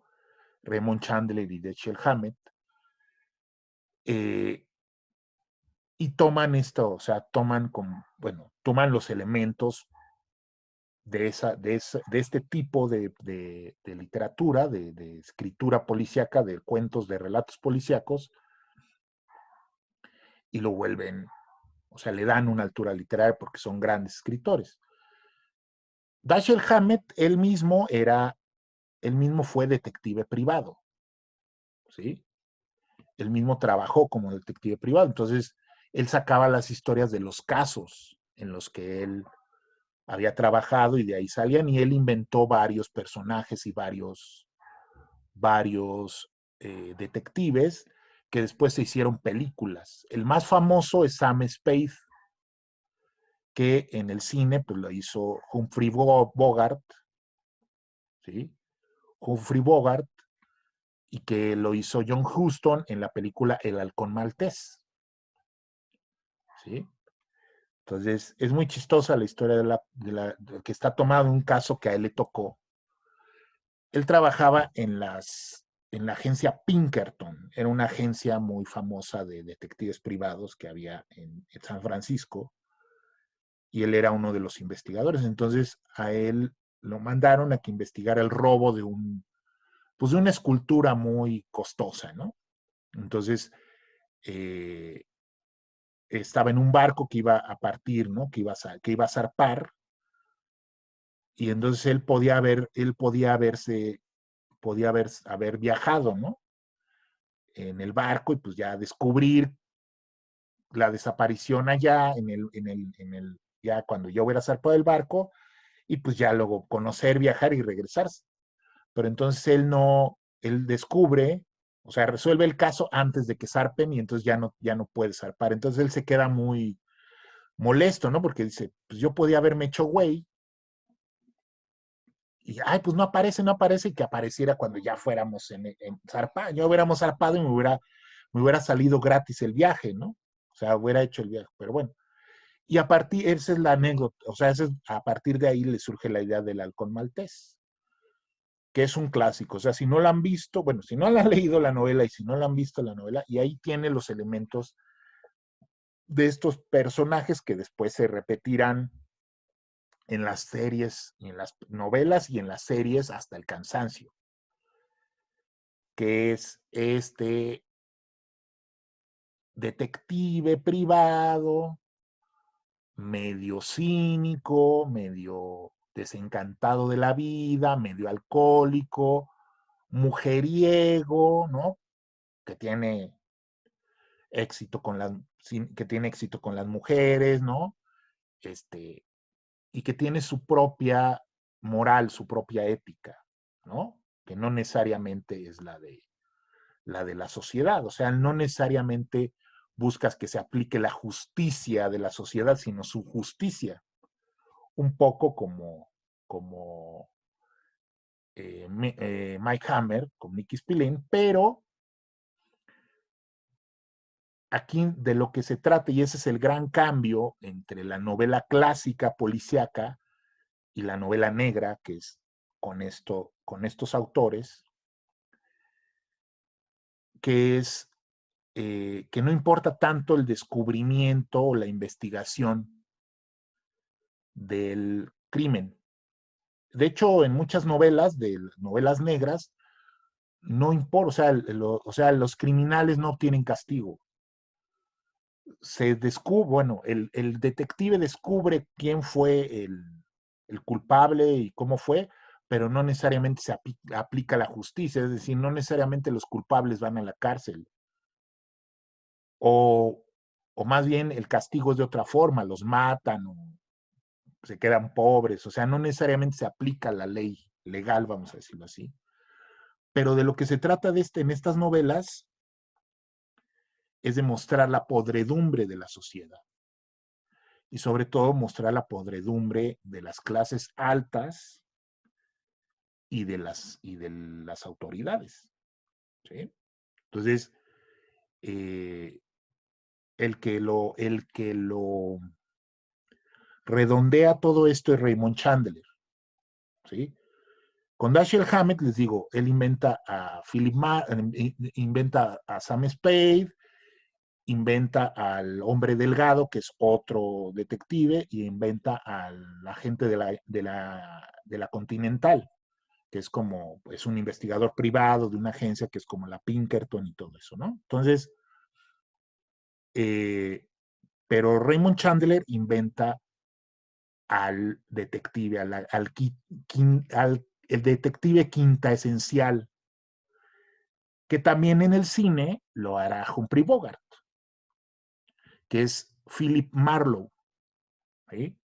Entonces, de Philip Marlowe es este detective, treintón, entrado a los 40, o sea, gabardina, sombrero, ¿no? Medio borrachín, que está en su despacho así todo destartalado, ¿no? En una oficina ahí en Los Ángeles, ¿no? Esperando a que le caiga chamba y de repente llega una mujer con su mascada así, lente oscuro, ¿no? Gabardina, así, y que le vienes con alguna chamba, ¿sí? Con alguna chamba, este, que siempre va a ser otra cosa. O sea, que él le va a empezar a rascar y se va a encontrar que hay un crimen mayor que de eso, ¿no? Ay, es que tengo que encontrar a mi marido o a mi hermano, o sea, alguna cosa así, él le dice su, le dice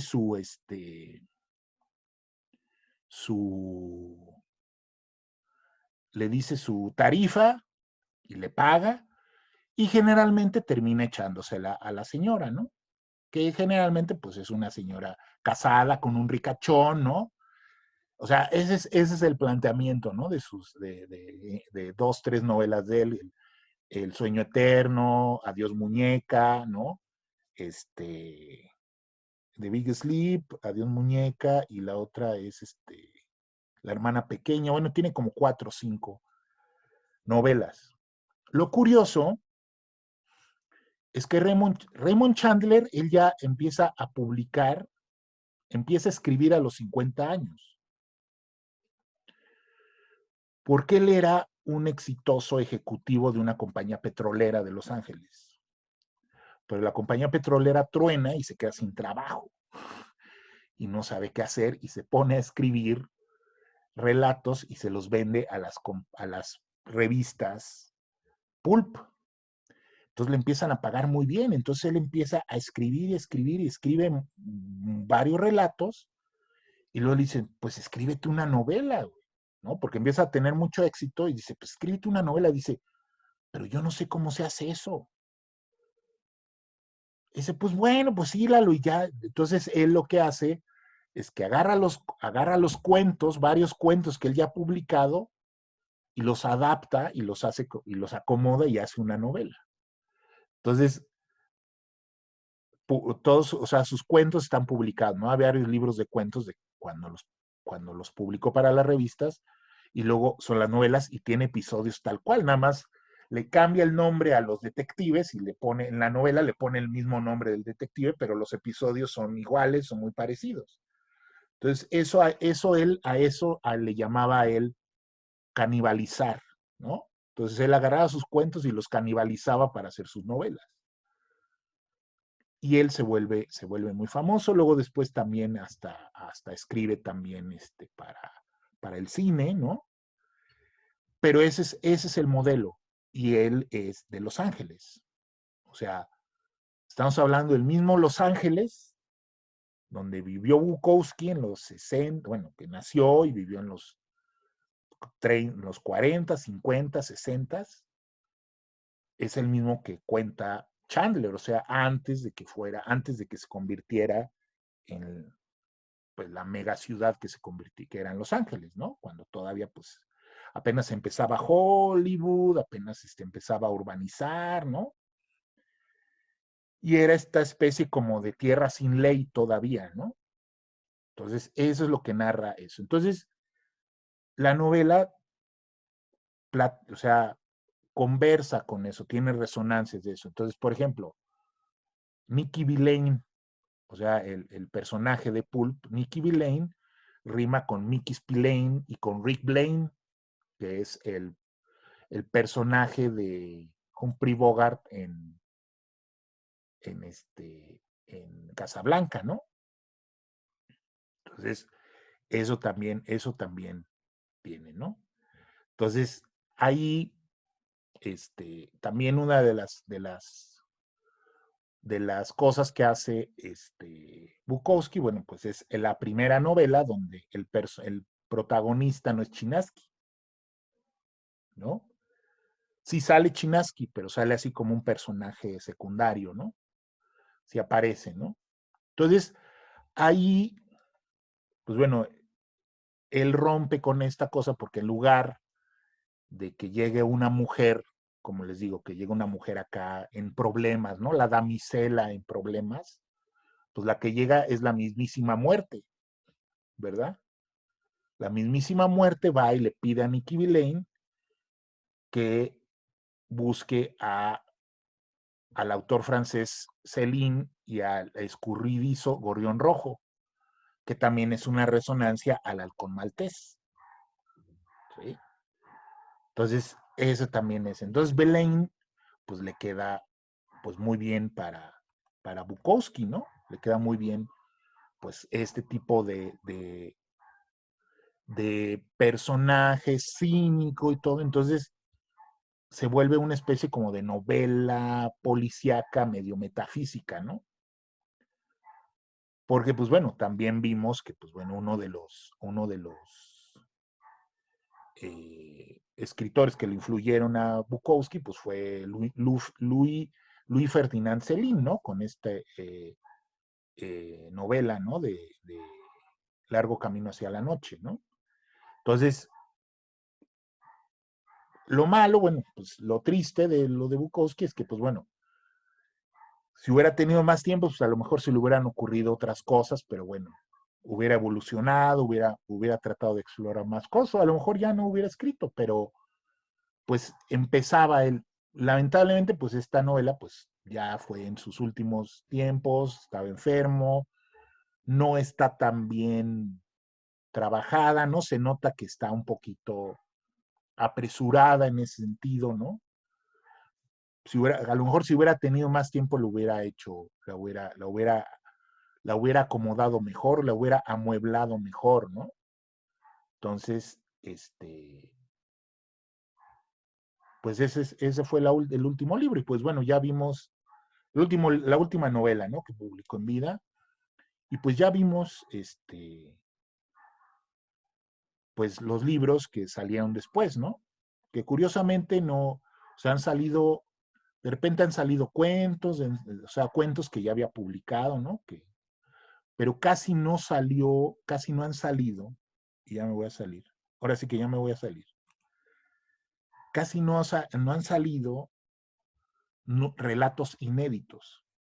O sea, prácticamente los relatos, todos los relatos los publicaba, no los guardaba. O sea, sí, por eso ha salido tanto poema, porque los poemas, pues sí o sea, escribía y los guardaba, pero los relatos casi no.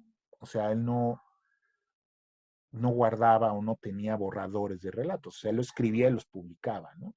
Entonces les digo, pues, sí se han publicado de cosas que ya habían aparecido, que están ahí perdidas en revistas y todo, pero casi no hay relatos que hayan permanecido inéditos. No han aparecido, ¿no?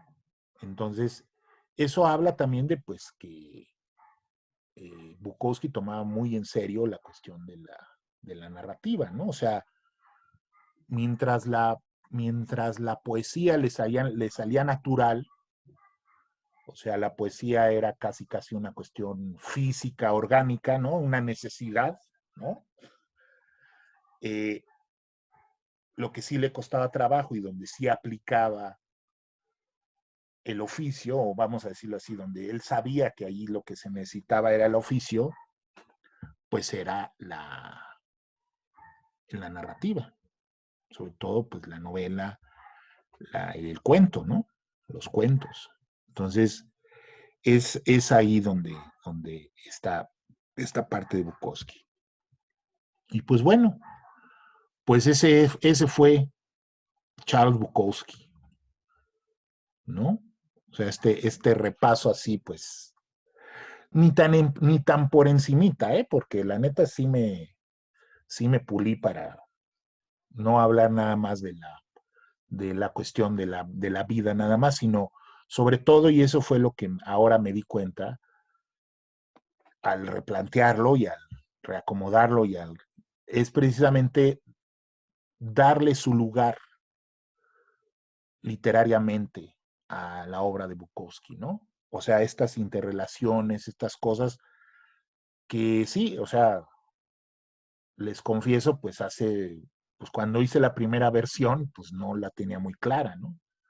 Porque pues también, pues estaba yo medio mencito, también hace 20 años, pues todavía estaba medio mencito, pero pues ahora ya, pues con todo lo que he aprendido, todo lo que he leído y todo, pues ya veo que sí, o sea, y también eso es parte de la crítica, o sea, el crítico tiene que no nada más analizar y todo, sino ubicar en el tiempo y hacer estas cuestiones, estas resonancias, ¿no? Que da la obra y encontrar los vasos comunicantes entre la vida del autor, el tiempo histórico en el que vivió, las demás obras, los demás autores, ¿no? El momento que le tocó vivir.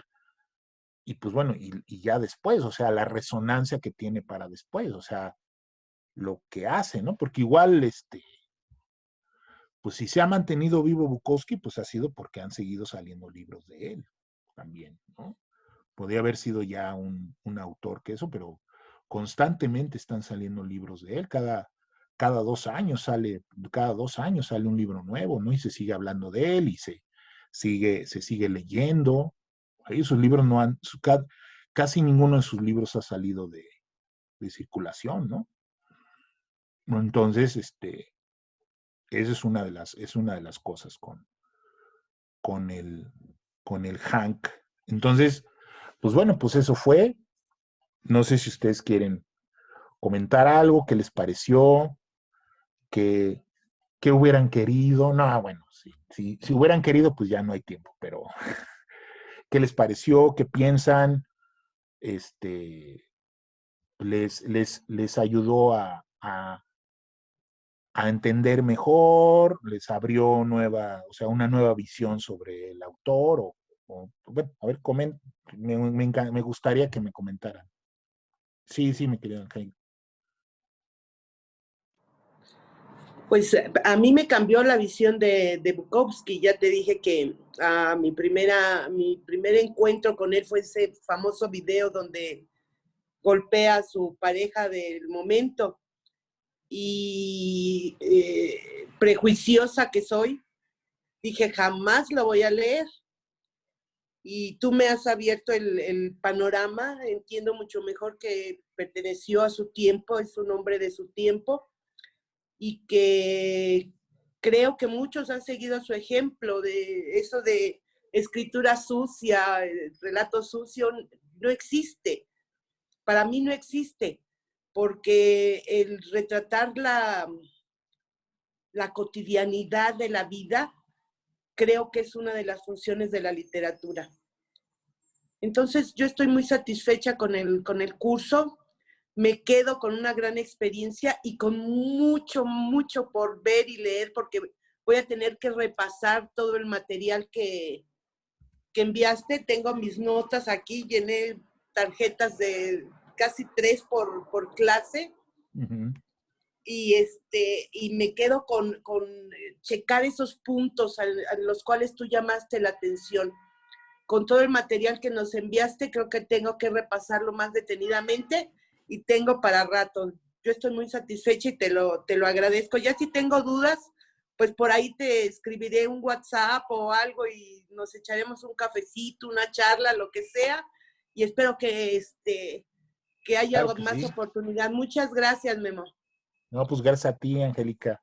Y qué bueno que te cambió la visión, porque pues eso es, mucha gente se queda pues nada más con eso, ¿no? Con la imagen Así del es. borracho y eso. Y pues no, o sea, realmente es un autor, pues no quisiera yo decir, o sea, muy importante, pero sí es un autor único. A mí no me gustan, digo, obviamente pues sí leo a los grandes autores porque hay que leerlos, pero a mí lo que me gustan son precisamente esos autores raros, ¿no? O sea, esos autores que a veces dicen son segundones, ¿no? Pero siempre son los autores que son más interesantes, no solamente porque son raros, por su vida, por lo que escriben, ¿no?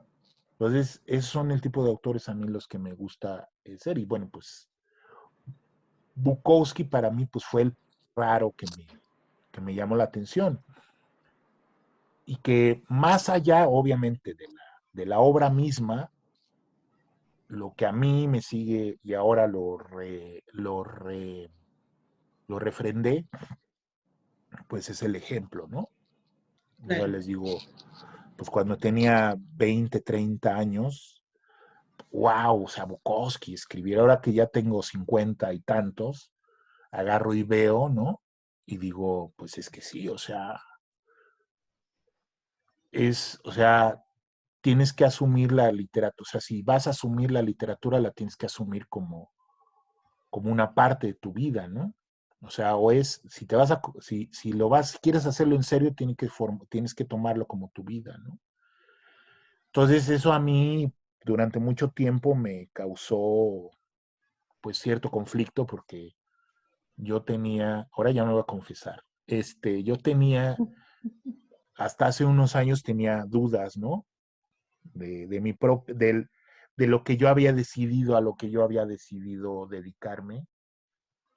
Y todavía dudaba, o sea, hace unos 7 años todavía dudaba, ¿no? O sea, agarraba y decía, ¿no estaré haciendo pendejo? ¿No estaré haciendo nada más chaquetas mentales? Realmente o sea, ha valido la pena, ¿no? Vale la pena lo que dedicarse a eso, o sea, hacer de esto la vida. Y llegó un momento en el que, pues dije, no, o sea, porque yo hubiera querido, o sea, yo veía a los demás, ¿no? O sea, me comparaba con los que han triunfado, ¿no? Que han ganado premios y han hecho y todo, ¿no? Y de mi misma generación, ¿no? Y entonces decía, y llegó un momento en el que dije, no, o sea, porque yo he hecho, todo lo que yo he hecho, lo he hecho por mí mismo, a mí nadie me ha regalado nada. Y si, y si es bueno o si vale la pena, pues no tiene que, o sea, yo no soy el que voy a decidir, ¿no? O sea, lo va a decidir él. Pero entonces luego llegó un momento en el que dije, no, pues si no, o sea, ya viendo hacia atrás y ahorita también, viendo hacia atrás, digo, no, pues sí, yo he hecho, o sea, yo tengo un buen de cosas que yo ya he hecho, ¿no? Que porque yo he seguido escribiendo y seguido haciendo y he hecho, Lo único que me faltó, que me ha faltado, o que más bien que me faltó antes, pues fue creérmela. Esa es la diferencia con Bukowski.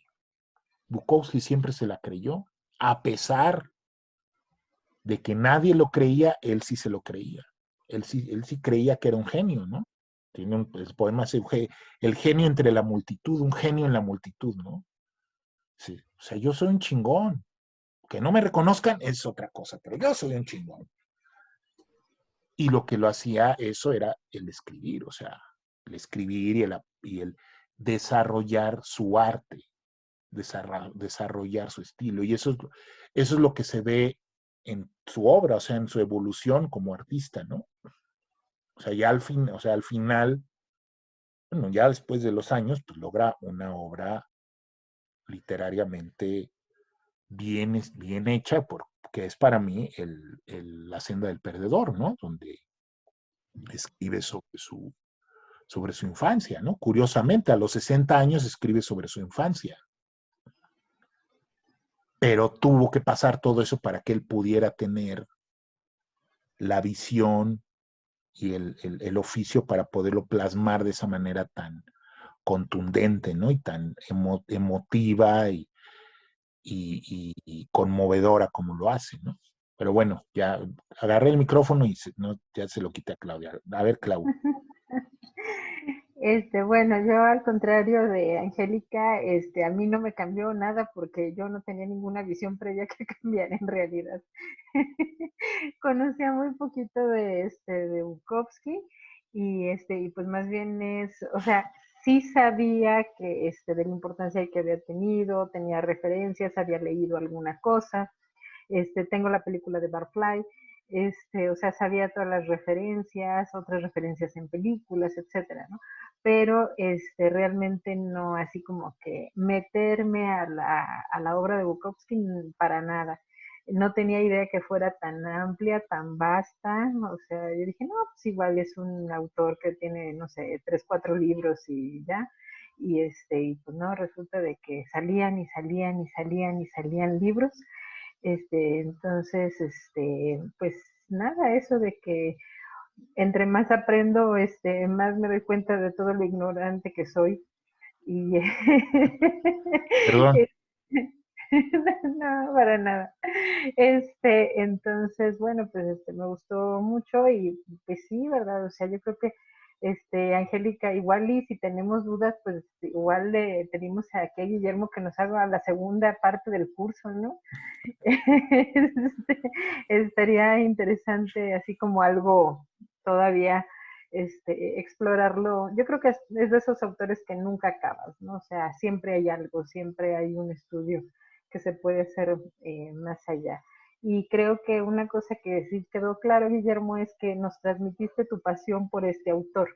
O sea, si este autor no te apasionara como te apasiona, creo que es más, hasta tú te habías aburrido en darnos el curso, ¿no? Entonces, al contrario, siempre había esa emoción, siempre había esa chispa. Entonces, bueno, pues todo muy padre y pues también te agradezco el No, curso. pues yo les agradezco a ustedes su paciencia, y pues bueno, también su entusiasmo con esto, que yo creo que para la próxima, si lo hago, ya no lo voy a hacer de 8, lo voy a hacer de 6, mejor, lo voy a compactar un poquito más. Lo que pasa es que me entusiasmé, lo que pasa es que el otro era de 16 clases, o sea, pero bueno, era en vivo y era con material y todo, o sea, pero creo que para el formato ahorita, por ejemplo, no sé, bueno, compartí que la UNAM está dando un curso sobre Dostoyevsky, ¿no? Eloy Ujú. Ross está hablando. Espero que yo no, o sea, yo no me puedo, yo no me, o sea, bueno, yo me escucho y todo y veo, ¿no? Y como hablo yo, pero yo ayer que lo estaba oyendo, o sea, yo dije, puta madre, a lo mejor yo soy igual de pinche aburrido que este cabrón, pero creo que no, creo que no, porque pues esa es una de las cosas de prepararlo, ¿no? al parecer, este cuate, pues se lo estaba aventando todo de memoria, ¿no? O sea, no se puso a releer, ¿no? Y además, pues Dostoyevsky, pues está cabrón, o sea, Claro, claro. o sea, no es nada más agarrar y a ver, vamos a hablar, en esta voy a hablar de esta obra, ¿no? O sea, tienes que dar todo el contexto, tienes que dar todos los elementos, o sea, no nada más es platicarles de qué trata la obra, ¿no? No. Porque de eso no se trata, o sea, pues yo les doy los elementos, pues yo no les voy a poner, miren, en el capítulo 1 habla de esto, en el capítulo no, pues para eso es la lectura, o sea, los cursos de literatura no suplen la lectura. O sea, los cursos de literatura son para promover la lectura de los autores y para enmarcar la lectura.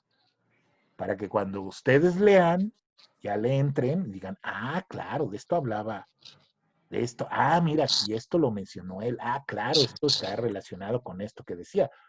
Pero nada suple la lectura. Eso es una de las cosas que ayer me estaba dando cuenta. Decía, pues es que está contando el libro.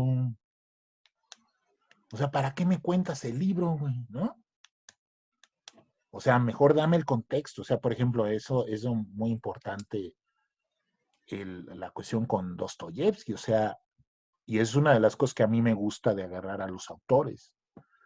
O sea, cómo la obra, bueno, en el caso de Bukowski o sea, su vida es su obra, ¿no? O sea, no lo puedes separar.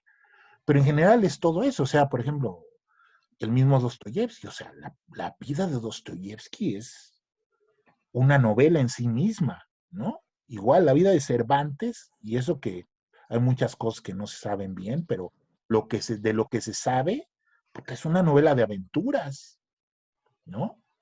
La vida de Cervantes, nada más contar la vida de Cervantes, ya no tienes que contar el Quijote. Bueno, lean el Quijote, pero sepan de qué le fue lo que hizo Cervantes, qué le pasó, todo lo que vivió. O sea, eso también es lo apasionante, ¿no? Cómo se relaciona la vida, el tiempo de los autores y la obra, ¿no? Y cómo se ve reflejado todo eso. Bueno, esa es mi visión, ¿no? Porque, bueno, a lo mejor estoy mal porque como yo no estudié letras, pues no sé ni cómo se le hace, ¿no? Pero sí, lo que sí sé es que sí soy un apasionado de los autores y de los libros y que eso es lo que me apasiona, o sea, cómo la vida de los autores se ve reflejada en su obra y cómo en la obra se ve reflejada la vida y el entorno, el momento histórico, la sociedad de cada uno de los autores, ¿no? Entonces, pues bueno, pues eso era lo que les quería decir. Pues muchas gracias. Les Gracias a ti, Memo. agradezco. También les agradezco a los que no están presentes, pero que van a oír esto.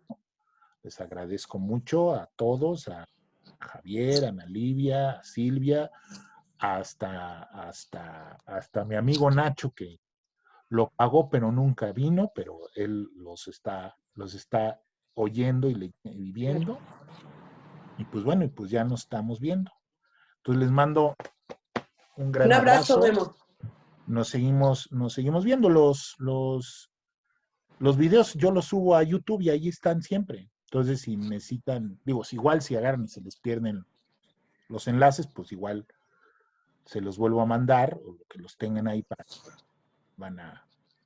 si no se aburren de escucharme, pues por lo menos ahí ya para que los recorran y vean los elementos y todo eso. ¿Sale?